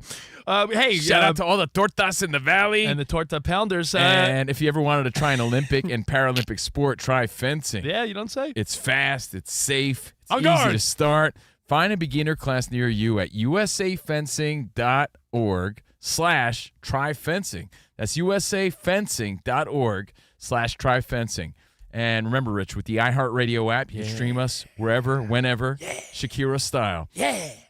Fox Sports Radio show live 24/7 on the new and improved iHeartRadio app. Just make us number one on your presets. Set it, don't forget it, because this isn't Ronco. It's Covino and Rich. Shakira, whenever, wherever. Best lyric of that song. You know what it is? Just because my Lucky that my breasts are small and humble, there you go. so that you don't confuse them with mountains. Lucky that my breath is Small and humble, so you don't confuse them with mountains. It's a great Weirdest line. lyric in It's great pop music poetry. history. Second only to a Nickelback in Rockstar when they say out of nowhere, "I'll have a quesadilla." It's one of the best lines ever. All right, so it's the show with ADD, true. Covino and Rich, with Danny G, and wrapping up observations from week 2 of the NFL. They're not all football related. I have other thoughts I wanted to save for last, Rich, and we got to get into Crawford, Canelo over the weekend. Our buddy Rob, who listens every day down in San Antonio, my buddy Rob Baker, said, I think Kelsey's bobbled catch at the goal line that led to an end zone interception returned was the biggest play, and really a big game changer. And the fact that Taylor Swift was snuck in behind bulletproof glass, and we're living in a weird time, but that was interesting yesterday. I mean, he did Mahomes hit him right in the numbers. That's Yeah. one of those bang-bang plays, obviously, right, where Mahomes knows where Kelsey's going to be, hits him right there, and Kelsey never got his head around to see the ball right there in his hands. Dude, it happens to the best. Last week we were talking about CeeDee Lamb missing 2 balls in the fourth quarter. The best still have oopsie daisies. But props to Mahomes for putting it right where it needed to be, and Kelsey was right where he needed to be. His reaction wasn't quick enough to make that play, and it went, completely against them. And that's one they wanted. That's definitely a game they wanted. But it makes you say, because you can see that magic's there with Mahomes, but some of the timing's off. And will they be able to turn it around? Because Rich's hot take, remember his out on a limb before the season started, was that the Chiefs wouldn't even make the playoffs. Yeah. So that's always in the back of my mind. Like, is that a possibility? Smarty pants out here. Usually takes sports media 5-6 weeks to say the Chiefs aren't even going to make the playoffs. Yeah. Right. And then what happens the second half of the season? Yeah, I know. It's inevitable, Danny. Okay, now, before we get into, other observations, this one's football related. One of the bigger headlines over the weekend was Usher was asked who's going to play halftime. Usher. Hey, Usher, who do you think should play halftime? And he threw Metallica out there. I thought that was kind of cool. Yeah, he of him. agrees with us. Yeah, look, is it going to happen? Probably not. It's probably going to be Taylor Swift, and I heard you mention Miley Cyrus, Rich, on Pop 2K or whatever. But it was cool to see an R&B guy throw out one of the greatest rock bands of all time. just to put it out there into the universe and say, hey, man, I mean, Metallica would be a cool choice, but I think we'll probably get an announcement in the next week or two, right? I think my guess, an announcement this week, and I say that because last year we found out. You said on the 13th last year. It was the 8th last year. 9th. Oh, was it? So 13th the year before. We had already known the last couple of years. I have a feeling that because last week was a heavy week, 9/11, the Charlie Kirk assassination, just a lot of serious stuff. I think it would have been in poor taste to be like, and your Super Bowl halftime show. I think they were ready to drop it, and now, out of respect for a lot going on in the world, I think they waited. That's my guess. I want don't that know anything, fuel, but, that fire, that what you desire. But think about it. If it's Metallica or Taylor, it's going to be Taylor. What was it? Was last week the right time with everything No, going on? no. So I think I'm midweek. My guess, But you Wednesday, may have missed that Metallica reference from Usher, and hey, maybe Usher knows a thing or two. Hey, my guess was this week, Wednesday, all of a sudden Dan Byers going to be like, guys, I got something, breaking news, and we're going to find this out. My guess, Wednesday. I actually disagree with Rich in the reasoning. I thought that last year's announcement of Kendrick Lamar was completely overshadowed because you mentioned the date, but that was week 1. Oh, yeah. So it was the Sunday of week 1, and it was completely overshadowed by all the games. And if we know anything about the NFL, they love the spotlight. So I think that your midweek claim is spot on because that would be then maybe in advance of an upcoming game or whatever. I mean, the Chiefs play the Giants on Sunday night in New York. You guys talked about it earlier. What better week to promote Taylor Swift? And it seems more of like they're fitting to do that on like a Tuesday or Wednesday. Yeah, one of the days the NFL doesn't already own. Correct. They will own with an announcement like that. So, oh, and by the way, Rich, something to back up your thought before about the importance of backup quarterbacks this year. Even for the Jets, we left out Fields getting a concussion or whatever, Yeah. so he's out. And what, Taylor's in? I forget who's in for the Jets, the but importance of a the backup importance quarterback. of a backup is Taylor showing real significant. Tyrod Taylor. Oh, gotcha. Yeah. Is really showing the importance this season. So already, your other observations of Week 2 NFL. Otherwise, there's a few baseball things that stood out to me, and of course the fight that we all got together for. We're going to spend most of this hour probably talking about Canelo Crawford amongst some other NFL stuff. But baseball, how about that? It's heating up. And two random things that stood out. Two random things that took up most of our scrolling time over the weekend. One of them had to do with Ken Rosenthal. Ooh. And by the way, can I give the NFL props one last time, and then we'll move to baseball and boxing? I mean, how many props can we give it? I Carrot Top. I met him earlier, so I have a whole box of props. I give the NFL props all the time. I never liked, and I guarantee Dan Byer and Danny and Prevett, everyone's with me, I never liked the overlapping Monday games. They have a 4 o'clock start and a 7 o'clock start. I think it's perfect. Yeah. You remember in the past years they've done that weird ass overlap, like an hour later the second game starts. You got 2 full games today, so if you're a big NFL fan, double doozy, 3 hours apart. Now, I will say it's a little bit easier for us to digest being on Pacific time zone versus when I lived back in Ohio. And that second game's coming on like 10:30 at night, and Chris Berman's covering Vikings Raiders. It's a little tougher to stay up for all of that, but no, I hate flipping back and forth between ABC and ESPN. Prevett, a great point, and that was something that the East Coast had a major problem with this weekend in the world of boxing. Yep. It seems like when it comes to certain things, the East Coast really gets screwed out on being able to enjoy it the way we do here in California. Now, I don't know if you realize, Rich, we watched a fight over the weekend. It didn't start till like 10 o'clock. It was late. They were a good hour behind their own schedule. People and I feel on the that's East common Coast, too. Yeah, people on the East Coast for were like, UFC. That's common for boxing. It always happens like at midnight or later. But imagine you call your buddies over for the 9 o'clock card time, right? Like 9 p.m. Most people probably came earlier, and then they're staying till past 1 a.m. just to see this fight now. I could see your wife getting aggravated. Like, when are these idiots leaving? You're right. I got home from your place at midnight. And that's on the West Coast. Yeah. So imagine what was going on in the East Coast.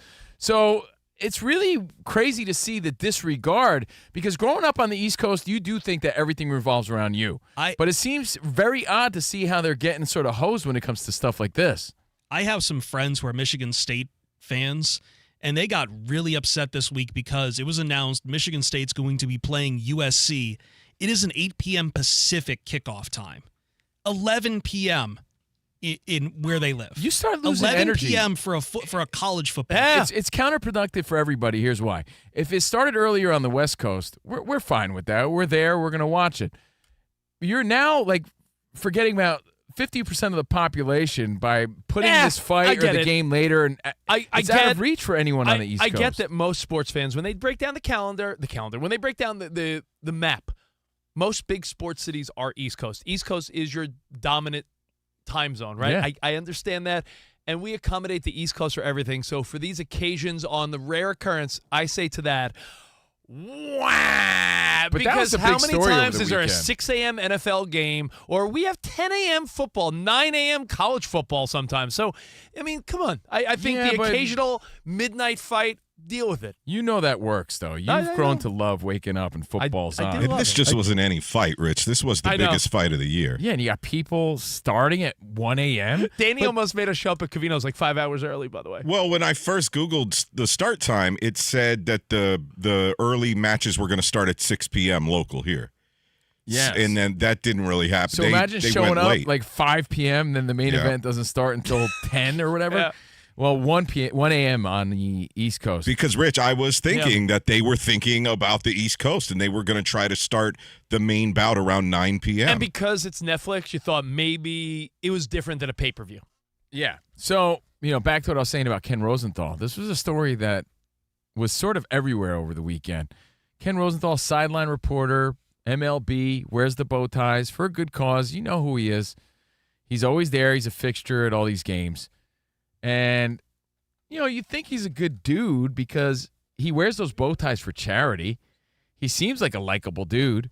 But then cameras pick him up, getting ready to do an interview at the end of the game, and he backs into a photographer. And the photographer falls on his ass. Yeah. And instead of going to help up the photographer, he sort of just mean mugs him in disgust. Or even a gesture of like, hey, I'm so sorry. He doesn't make any gesture of, I'm sorry, or let me help you up. Maybe he couldn't help him up because he's about to do live television. I get all that. But the body language and the reaction caused such a stir that everyone online was like, man, this Rosenthal guy seems like an asshat. And he got so much backlash that he had to actually address it and apologize. He addressed it, I believe, today. I want to talk about what happened Saturday night when I accidentally bowled over Scott Pullis, the Brewers team photographer, while I was getting out of the way of the Brewers dumping water on Andrew Monasterio. Now, the ever-observant A.J. Przinsky joked afterward that I looked like Muhammad Ali standing over Sonny Liston. And when I looked at the video, when I saw this, I was surprised at how upset I appeared. I was more confused than anything. Now, I had to continue the interview. We were live, folks, on national television. Couldn't stop. That said, I felt awful about what happened. And afterward, I went up to Scott, who I've worked with in pits before over the years, and I apologized. And I apologized profusely because, let's face it, I don't think that you ever expect knocking someone down is going to happen in any particular situation. All right, now that was a great apology. It really was, and understandable. Yeah. But is that just damage control? Because your eyes see otherwise, dude. Now, I'm sorry. Was listen, he just caught out there in a moment? We've worked at different networks at this point, and I have heard that he's not the warmest fella. I've heard that he's not necessarily, the type of guy that goes out of his way to, be super friendly. I haven't dealt with him. So, And then when you see something like this, Yeah, it's and like- he's assuming cameras are not, picking this up. Yeah, it's almost like it's when cameras are when people catch moments when cameras are off. It's like that's the indication of who you really are. That's the point. So like Covino saying that he's assuming he's not on camera. That's the point. Yeah, now that he knows that it was picked up, what's he gonna say? You're right, guys. I'm a big a-hole. He's doing what he has to do in this situation now. But if you watch the clip, his reaction is really odd because I think a normal reaction would have been like, "Oh, I'm sorry," but like just any sort of body language gesture of sorry about that. He didn't even like extend the hand. He He did nothing but mean mug this dude. There wasn't even like a my bad. Yeah, nothing. In the apology, which Covino loved a lot more than I did. Yeah, I thought it was lame. I thought it was like a weird backpedaling, like, oh, you guys caught me being an a-hole. And and what you guys didn't understand, no, I think we understand fully of what happened. I think that we are I think fully your aware. eyes are misleading you. I get it, No, Dan. I get Yes, what you're you don't saying. understand. We were on live TV. You simpletons. Dan, I'm not saying that I'm Ken Rosenthal level, but we've done live TV. We've done live radio. It doesn't, like, you could still be kind to someone and be like, oh, yeah, my bad. Or, like, the 1 second, like, yo, like. If he lent a hand, you know what the titles would be? Like, Fox Sports reporter helps up photographer during live interview after being knocked down. That's what we would do, right? Lends a hand on live TV to help someone out in a positive way. Yes. Instead, it's stares down innocent bystander who gets toppled over. It's a weird clip. It does appear like I'm better than you and you're my way. I don't like that. And can I tell you that I look at Ken Rosenthal now, and know what I see when I look at him? Ernesto de la Cruz. Ernesto de la Cruz. You guys know who Ernesto de la Cruz is? Of course. Dan, you got kids. Dan, you have kids. Duh. If you've seen the movie Coco. Remember me, although I have to say goodbye. Remember me. I'm a big fan of Poco Loco, bro. He's a dude you do not want to sit down and have a drink with. Ernesto de la Cruz is the guy, the villain, where the world loves Ernesto de la Cruz. He's a musician that everyone loves. And then when he didn't realize all the fans were watching him. When the cameras were... When he didn't realize the cameras were rolling. Yeah, we're on him. The true Ernesto de la Cruz came out. And, again, I don't know Ken Rosenthal, but it felt like... That's how it looked. It felt like smiley, bow-tied Ken Rosenthal, who's like, oh, shucks, nerdy bow tie. Like when he doesn't know you're watching...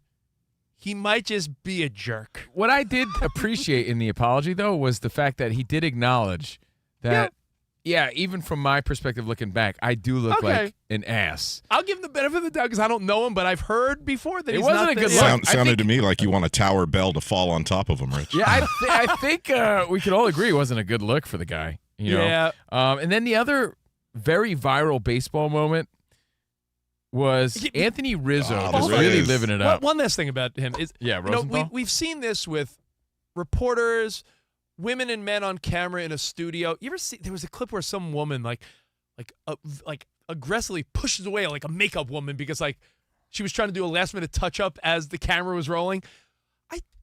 It would only be charming and endearing if you embrace that moment instead of looking like a jerk. And we've seen this one too many times working in the world we work in that you hear stories like, man, can you believe that guy or girl was so rude to the people they work with? And you're like, how do they get away with it? It's like the person who mistreats the wait staff. You know, it's like it's a sign of character. Yeah. It really is. And it seems like we caught him in an awkward moment. Maybe he's the greatest guy, but that, to me, that's that's who you really are, huh? Okay. At least it felt that way. I thought his apology sounded like one of his reports from the dugout, to be honest with you, really? of like how he delivers it, because it is a unique style. It didn't seem like very slow and drawn out, and it felt like that explanation and that apology wasn't. It felt like it was the same thing. Hey, by the way, another side note, you see the Bananas selling out Yankee Stadium? Like, they're just sweeping the nation, huh? Yeah. The Savannah Bananas, honestly, I mean, we've made this point a million times, but they're really, they're moving. I heard it's it was, amazing what they're doing. And everyone wants to come out for it. Our pal, Nicole, who I do my parenting podcast with. It's incredible. Have kids, they said? Yeah. Nicole was invited there, and she said that Eli Manning was next to her with his kids, and Swisher-Lish, your boy Nick Swisher Eli was there. Was like a guest umpire, right? Yeah, so like and Joe Torre was a guest manager. Every city they go to, it seems like whether it's for their kids or not, everyone wants to be involved. But you know why I was amazed by this? I mean, A, I'm a Yankees fan. B, it's a massive coliseum of a stadium. And I know they're selling out everywhere they go. I get all that. But there's a part of me that feels that New Yorkers are maybe a little too cool for something like that. Like, not at all. Like the hype wouldn't be the same as it would be in Middle America. It was even a hotter ticket. Yeah, because New York's just oversaturated with things. it seemed like everybody loved the Bananas, and they really, if you could win over New Yorkers that way, you're on to something. I know what you're man. saying, because when the Super Bowl was in New York had this attitude of like, yeah, Super Bowl, big deal, we're New York. Yeah, they didn't care. They embraced the Bananas, and I have It's update. amazing. I have an update on a hypothetical I gave you. Okay. And now the hypothetical, I'm curious where you land on this.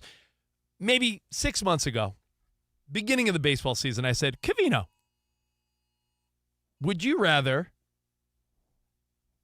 throw out a first pitch? Oh, There's an emergency alert. highway patrol. Is there a high-speed chase? Uh-oh, police chase. Somebody let TMZ know. I heard they're huge on police chases. Yeah. By the way, you got to turn it off. It doesn't stop. There you go. I gave you the hypothetical a while back. Mm-hmm. I said, Covino, would you want to throw out the first pitch at a packed Savannah Bananas game, 60,000 people, or a Colorado Rockies game with like 5,000 people there?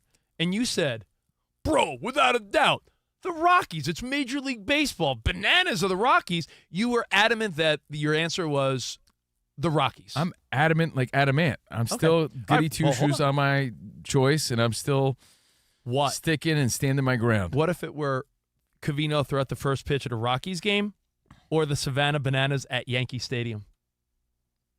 Oh, well, that's a good one because, like I said, it was cool to see. And what stood out to me is, that's Yankee Stadium. They're at Yankee so it Stadium. means a little more to me. So when I see the love that the Bananas are getting there, it is crazy to see. That changes things, but I'd still take the big league game, I think. I really would. Rockies? Because I'm a fan of the MLB. Wow. I thought I had you there. This seems like, I'm not saying it's a fad, but it's still more of a fad right now. Years from now, I'd love to say, yeah, I threw out a first pitch at a big league game, not like a Globetrotters of baseball spectacular. But that's not to downplay the greatness that they've been able to achieve. Props to them. Something else you noticed over the weekend. We saw a lot of Anthony Rizzo in his retirement announcement over the weekend. We'll talk about that and the fight and all your phone calls, keeping you involved. The most inclusive show on radio right here on Fox Sports Radio. We are Covino and Rich.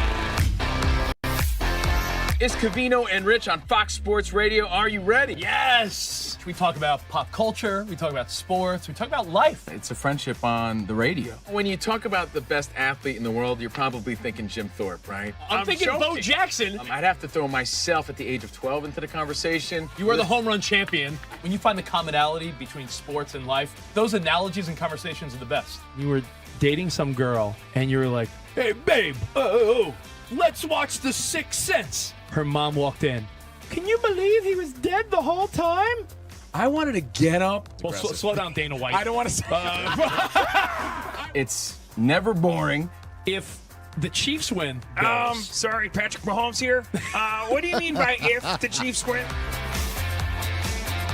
Our friendship is real. It's authentic. You can't fake the fun. we're the type of guys you'd want to hang out with at a sports bar. Best way to pick someone up at a bar? Yeah. Go up to a cute girl and say, oh, look at that bozo over there. And I point to you. We could make fun of each other, poke each other a little bit. I call him Blubber Lips, Rich Davis, because he never stops talking. He thinks he's the Mexican Fonz. Yeah.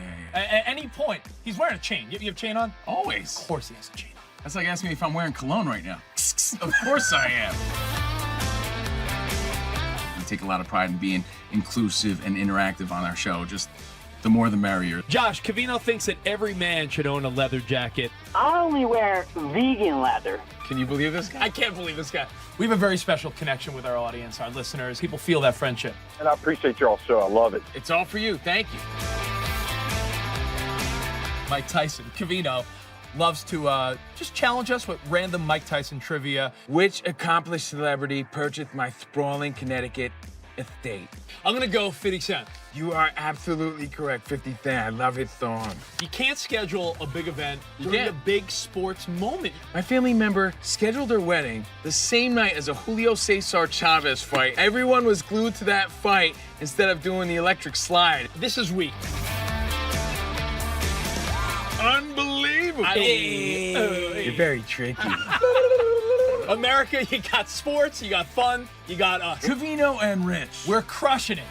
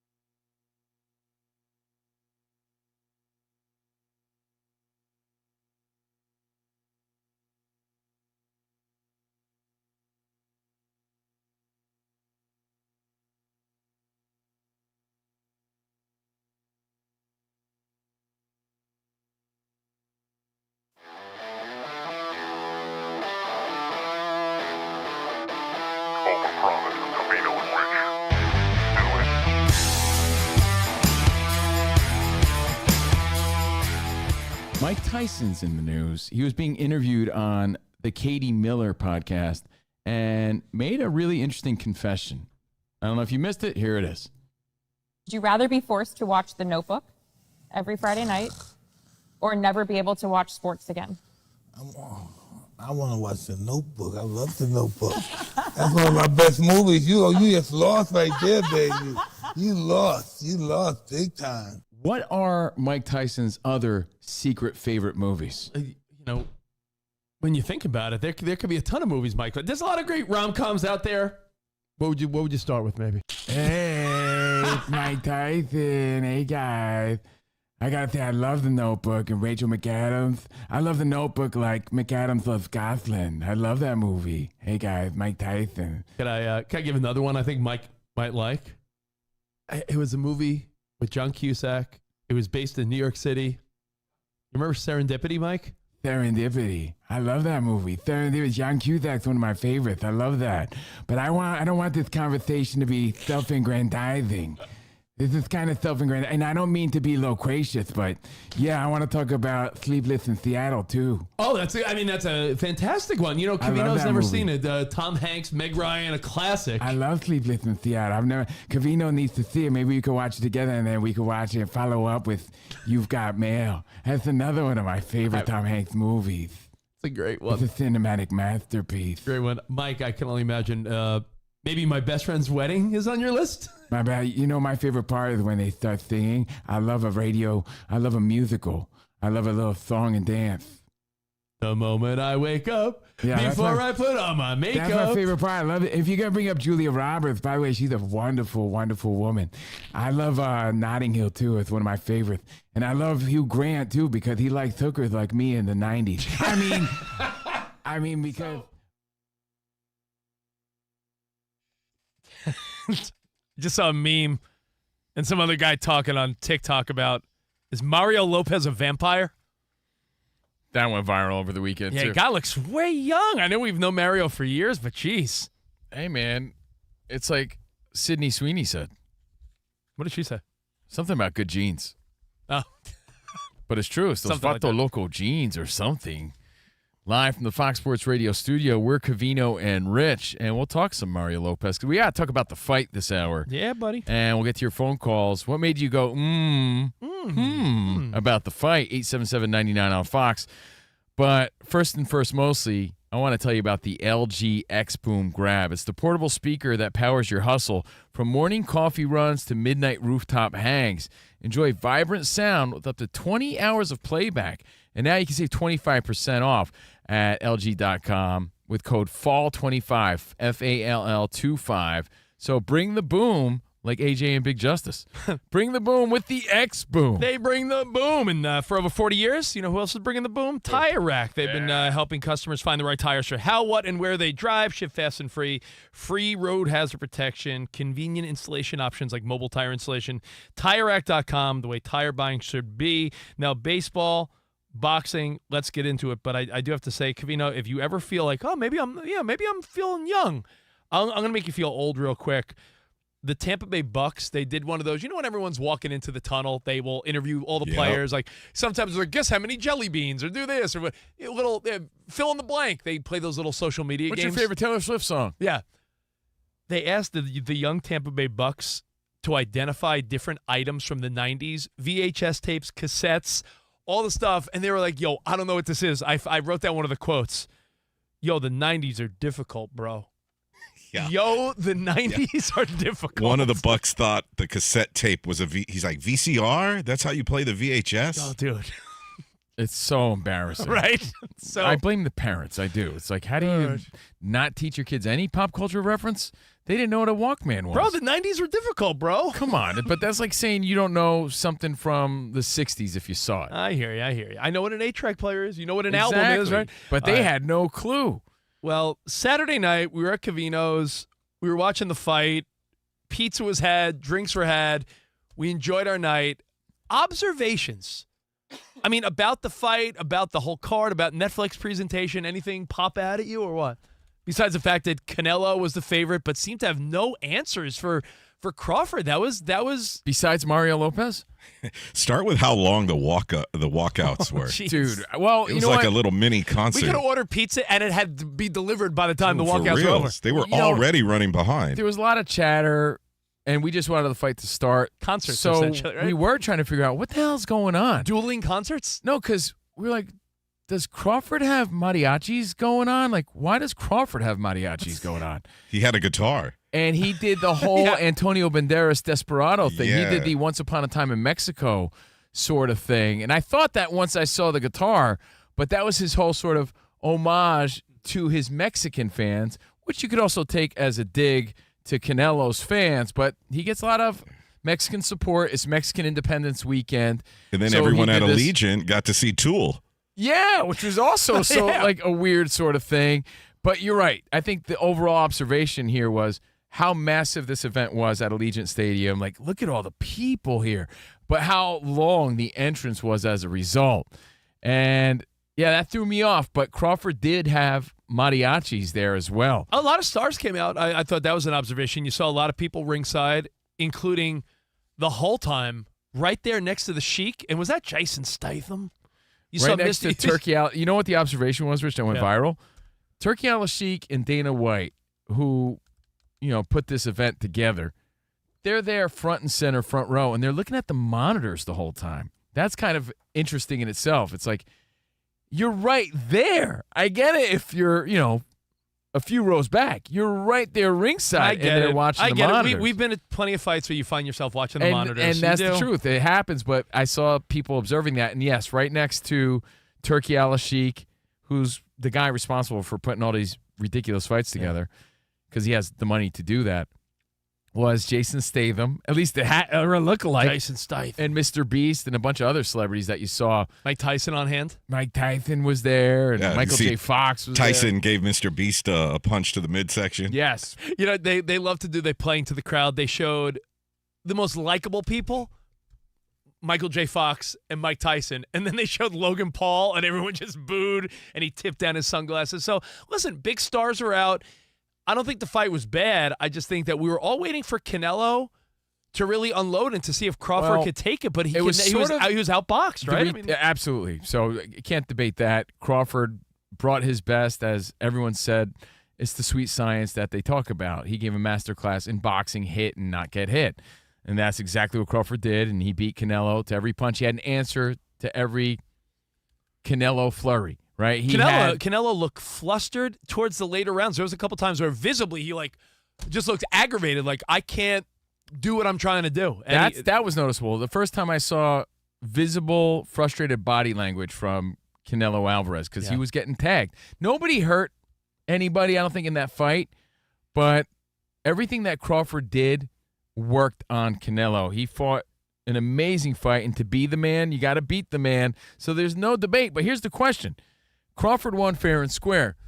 There's two questions. Was he always the best and just got his chance?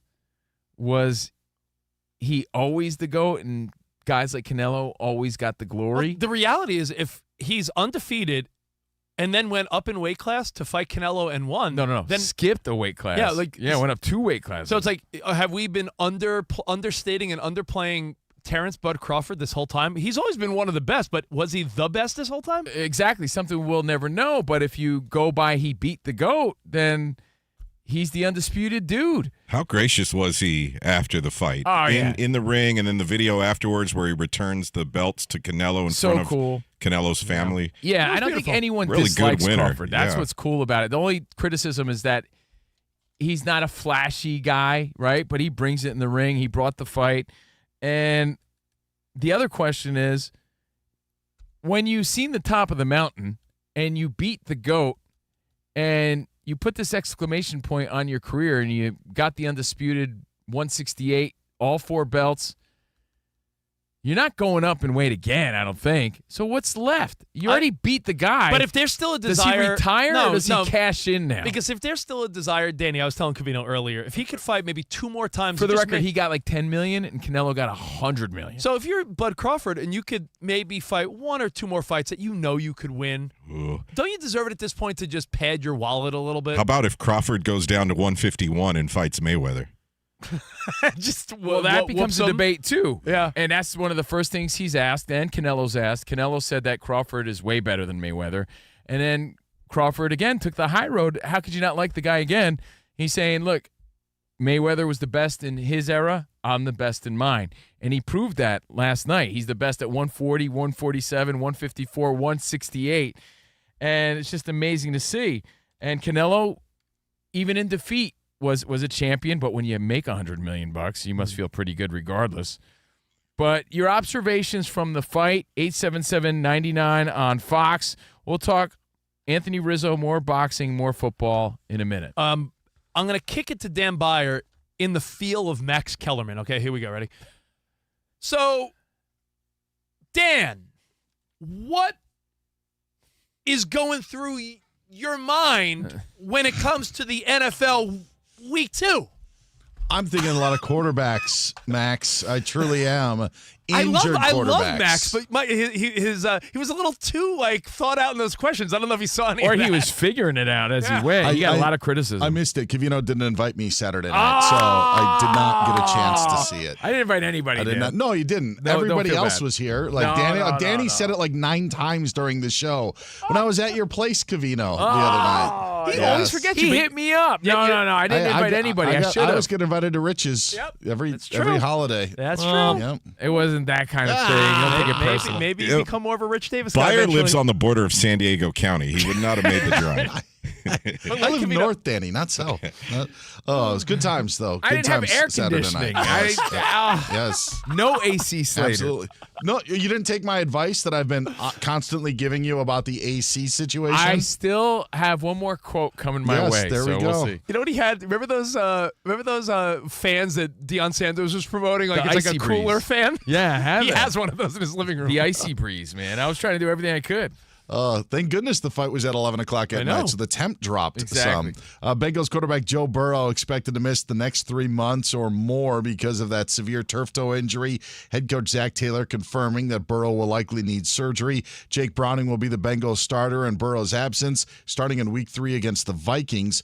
Vikings quarterback J.J. McCarthy has an ankle injury.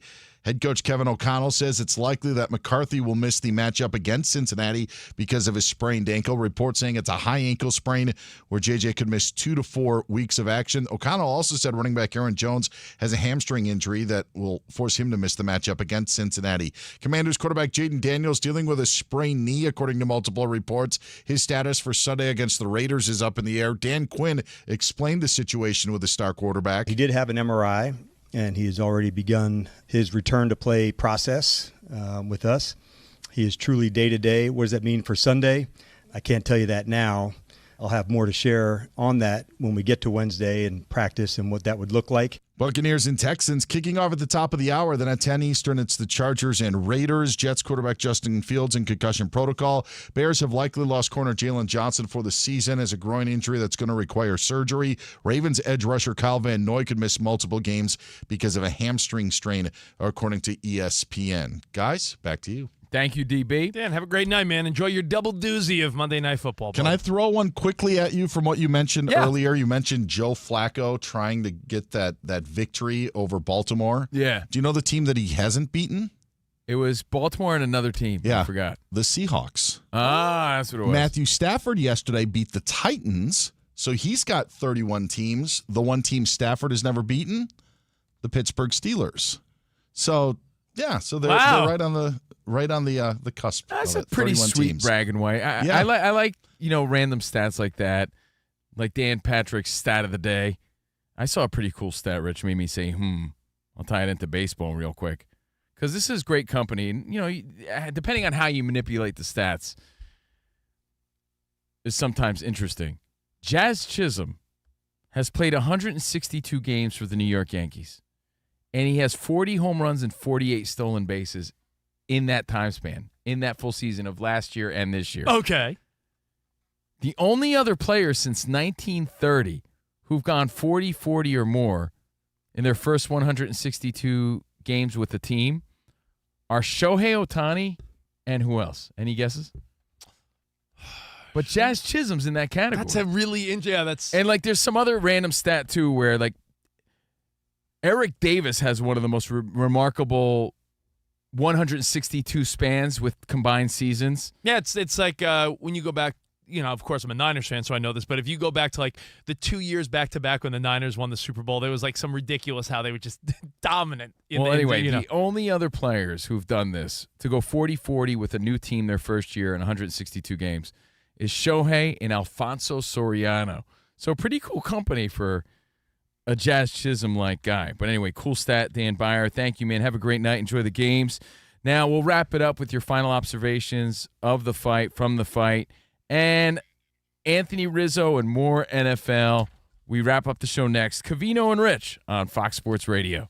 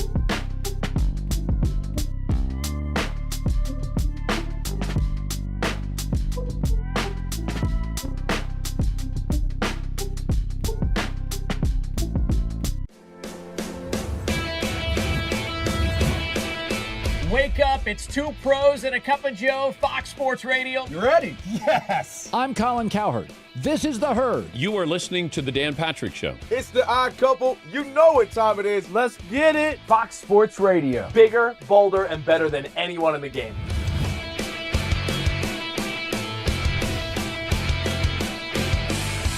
Fox Sports Radio is the #1 sports audio network. Diverse, fun, entertaining, and driven by the big sports topics of the day. They had to bolster the offensive line, which they did. You finally said something right. Congratulations. That game was incredible. You are wrong. You could take that trash somewhere else. Wham! We have a very special connection with our audience, our listeners. People feel that friendship. And I appreciate you all so. I love it. It's all for you. Thank you. I'm your favorite fan. I you. love you. You're very talented. You're the best. Thanks for taking my call. Sure. Great show. Thank you, Jim. You sound like Joe Pesci. How am I funny to you? I can't help but notice that the W-2s for the quarterback look a lot higher. That's because we're worth it. You gotta be kidding. He never was an elite quarterback. This team is unstoppable. He made the right call. You know that's right. LeBron James is a legend. No, he's not. He complains all the time. You say Brady's the greatest quarterback of all time, but Eli Manning beat him twice. Wrong. For 25 years, Fox Sports Radio has dominated the sports audio landscape with the biggest talent and the best programming available. We talk sports and we have fun doing it. We talk about life. Sports radio is where you go after the games are over, and then the discussion begins. If the Chiefs win, Sorry, Patrick Mahomes here. What do you mean by if the Chiefs win? It is live. It is unscripted. No other medium can touch that. And that's what makes it special. Yes.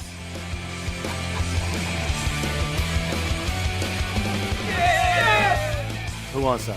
bigger, bolder, better. We are Fox Sports Radio. Yeah.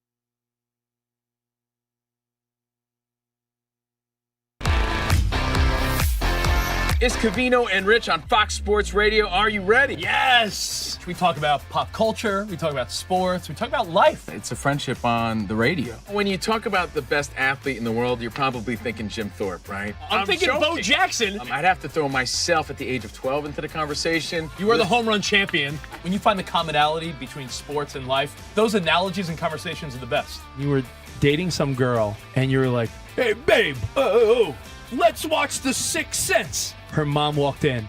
Can you believe he was dead the whole time? I wanted to get up. Well, slow down, Dana White. I don't want to say It's never boring. If the Chiefs win, Sorry, Patrick Mahomes here. What do you mean by if the Chiefs win?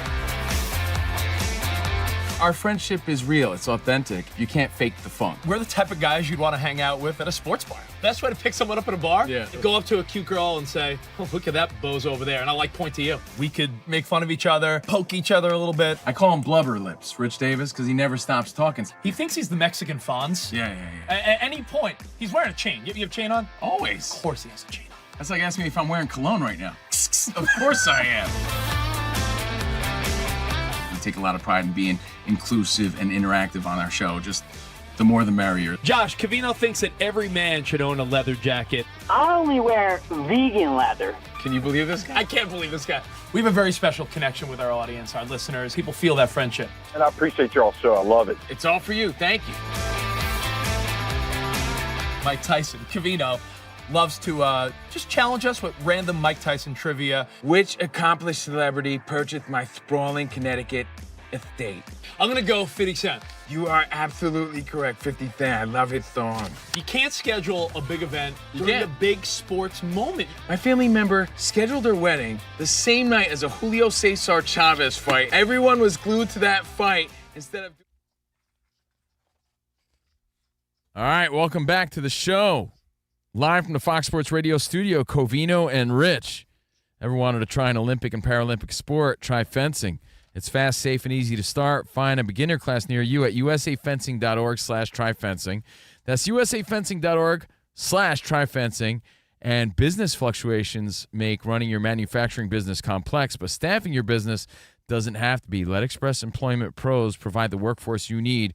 Go to expresspros.com to find a location near you. That's expresspros.com. Man, I feel like I'm surfing on top of a dragon. Pete Alonso style, which, by the way, is the quote of the weekend.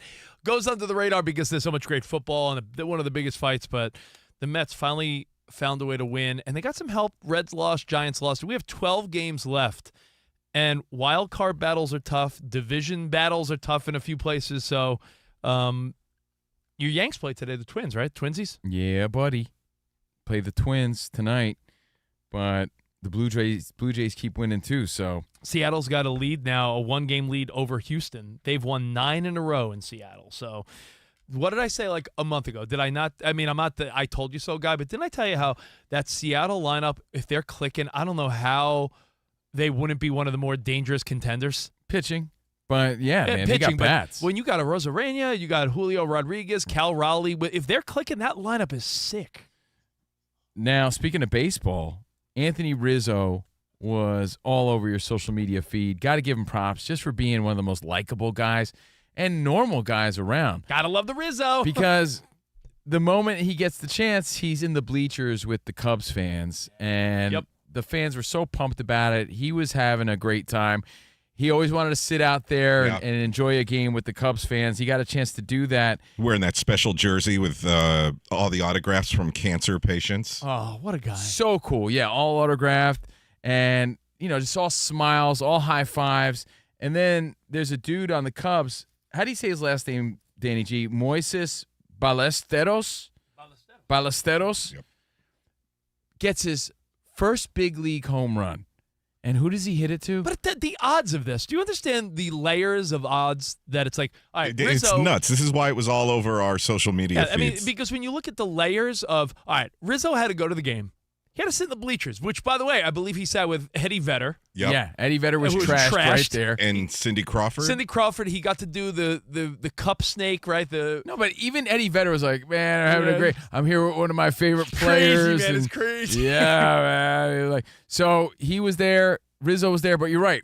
He'd have to be sitting there for this dude's first home run opportunity. And then the ball has to go in his direction. And you mean one of the most shorthanded guys ever. So Ballesteros hits a home run right to Rizzo, and Rizzo drops it. Yeah, he bounces off his hands. Yeah. Some other jabroni grabs it. That guy's pumped. But what a cool moment. And then to cap it off, Ian Happ then throws a ball right to Rizzo, and he actually caught it. Yeah. And snags the ball, and it had a $100 bill on it, and it had a note that says, "Here's to never having to buy a beer in Chicago," which is cool because, again, he was just sitting out there like a normal person having fun. And it just reminds you, like, some of these guys are really cool. And I always felt that way about Rizzo, and I think that's why people love him. He's that guy. And I think that I'm surprised you don't see more of that. You know, MLB players, I didn't know this, that they all get like a gold card. Is this like a common fact that they all could go to any game whenever they want for free? They just go to the box office and they get best available? Every Major League Baseball player that's ever played gets a gold card. I've heard that before, yeah. So I'm surprised. But I don't think it's common knowledge. I'm surprised more players don't undercover do this because it sounds pretty cool. It's like you at Wendy's. When I go to Wendy's. You at Hooters back in the day. Yeah, you know me. Rich was VIP. All right, so tonight, I think tonight's a simple one. I don't love to wager on these Monday night games early on because you still don't know. But my instinct is it's Bucs at Texans, and Texans are favored by 2.5. I would do an old school Dickie-Doo teaser, Covino.